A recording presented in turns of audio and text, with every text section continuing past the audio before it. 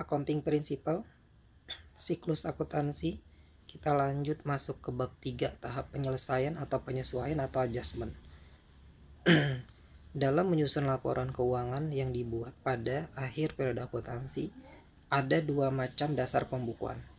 Yang pertama adalah cash basis, adalah pelaporan dan pengakuan pendapatan diakui pada periode saat kas diterima dan beban diakui pada periode saat kas dibayarkan. Metode yang kedua adalah accrual basis.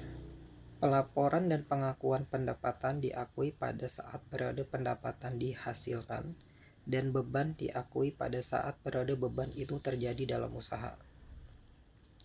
Untuk lebih jelasnya, contoh di bawah. Pada tanggal 15 Maret 2022, PTB menerima jasa servis sebesar 20 juta rupiah dan uang akan diterima pada tanggal 15 April 2022.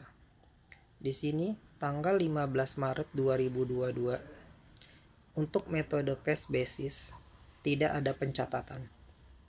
Karena sesuai dengan pengertiannya di atas, pendapatan dan beban itu diakui pada saat kas diterima. Tanggal 15 Maret 2022. Untuk metode accrual basis, ini mencatat adalah piutang usaha atau account receivable sebesar 20 juta di debit. Sedangkan pendapatan servis di kredit sebesar 20 juta. Dia sudah mengakui pendapatan di periode tanggal 15 Maret 2022. Jadi perbedaannya metode cash basis, pendapatan diakui pada saat uang diterima. Kalau metode accrual basis, pendapatan diakui pada saat periode itu terjadi. Seperti tanggal 15 dia terima, maka dicatat di tanggal 15 walaupun uangnya belum diterima. Kemudian pada tanggal 15 April 2022 diterima uang atas jasa servis tanggal 15 Maret 2022. Maka untuk metode cash basis, dia baru mengakui pendapatan sebesar 20 juta rupiah di tanggal 15 Maret 2022. Jurnalnya adalah cash 20 juta di debit, pendapatan di kredit sebesar 20 juta rupiah. Namun untuk metode accrual basis tanggal 15 April 2022, ini kita di jurnal adalah kas di debit 20 juta rupiah. Kemudian akun receivable atau piutang usaha di kredit 20 juta rupiah. Di sini tanggal 15 April ini tidak mengakui pendapatan jasa lagi, hanya membalik jurnal piutang usaha. Kalau di metode cash basis, di sini baru diakui pendapatan di tanggal 15 April karena berdasarkan uang masuk. Sedangkan kalau di metode accrual basis itu sudah diakui pendapatan di tanggal 15 Maret 2022. Oke. Contoh yang kedua. Pada tanggal 30 Mei 2022, biaya gaji sebesar 50 juta rupiah, tetapi baru dibayarkan pada tanggal 1 Juni 2022.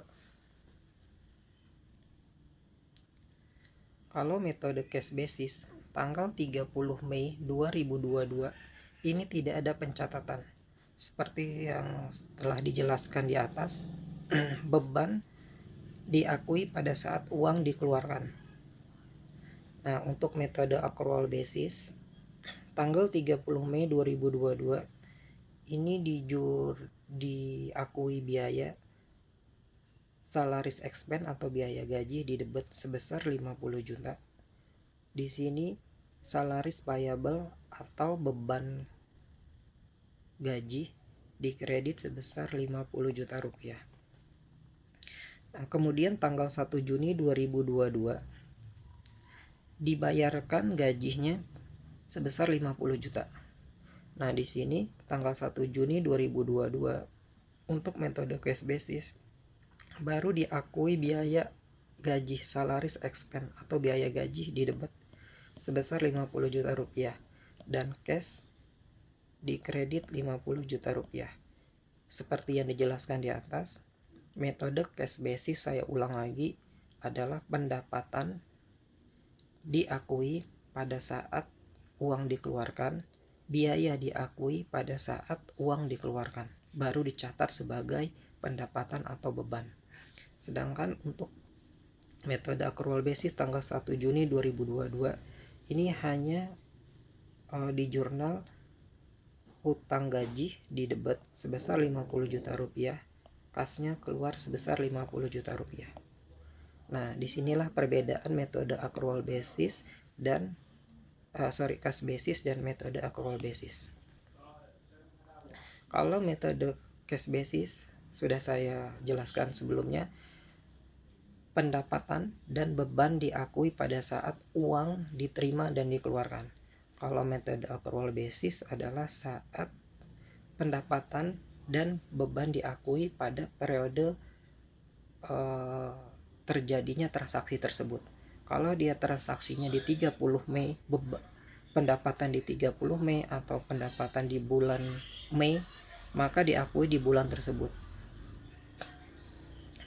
Biayanya, untuk biayanya contohnya untuk biaya gaji di bulan Mei tapi dibayarkan di 1 Juni 2022 seperti contoh di sini, tetap diakui biayanya di 30 Mei karena itu menjadi beban di bulan Mei. Di sini kita lanjut ayat jurnal penyesuaian atau adjusting journal entry adalah ayat jurnal yang dibuat untuk menyesuaikan, memperbaiki saldo-saldo buku besar sehingga dapat menyusun laporan keuangan yang benar. Yang pertama, pos-pos deferred. Ini adalah biaya-biaya dibayar di muka atau private expense. Pendapatan diterima di muka, unearned revenue. Di sini pos-pos deferred ini adalah di mana biaya-biaya dibayar di muka dan pendapatan diterima di muka yang melebihi periode akuntansi. Nanti kita akan bahas contoh-contoh soalnya. Kemudian yang perlu disesuaikan lagi adalah pos-pos accrued, di mana ini biaya-biaya yang masih harus dibayar, pendapatan-pendapatan yang masih harus diterima. Kemudian apalagi yang harus disesuaikan adalah penyusutan aktiva tetap seperti penyusutan kendaraan, penyusutan bangunan, dan penyusutan peralatan.